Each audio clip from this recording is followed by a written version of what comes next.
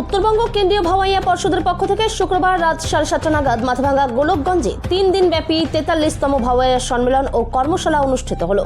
এদিন এই অনুষ্ঠানে উপস্থিত ছিলেন প্রাক্তন যুগ্ম সচিব অমল কৃষ্ণ রায়, উপস্থিত ছিলেন পঞ্চানন অনুরাগী গিরীন্দ্রনাথ বর্মন, শীতলকুচি পঞ্চায়েত সমিতির সভাপতি মদন চন্দ্র বর্মন, রাজবংশী ভাষা একাডেমির চেয়ারম্যান হরিহর দাস প্রমুখ। জানা গেছে 3 দিন ব্যাপী এই অনুষ্ঠান চলবে।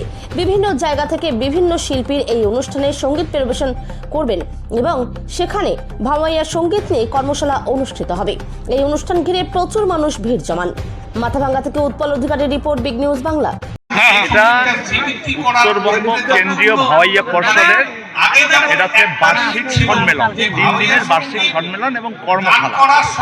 এটার বিষয়বস্তু হচ্ছে স্থানীয় যে কৃষ্টি কালচার সংস্কৃতিগুলো, এই কৃষ্টি কালচার সংস্কৃতিগুলোকে জিয়ে রাখার জন্য প্রথম এটা 1972 সনে শুরু করা হয়।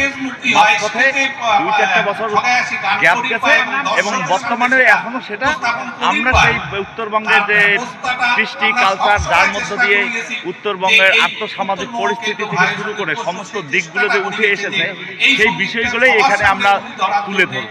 এটাই উদ্দেশ্য। এখানে কি হবে?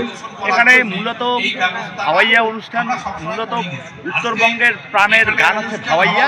এই ভাওয়াইয়াটাই মূলত হবে।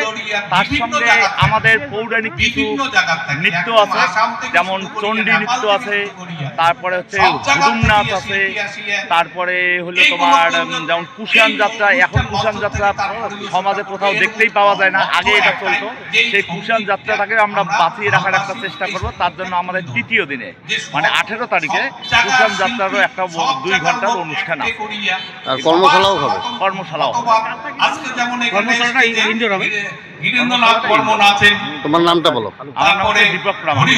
এই যে গোলকগঞ্জ দীপক প্রামাণিক, গোলকগঞ্জ ভাওয়াইয়া উৎসব কমিটির বড়িয়া মানে সভাপতি। এরা কুড়ি লোক, এরা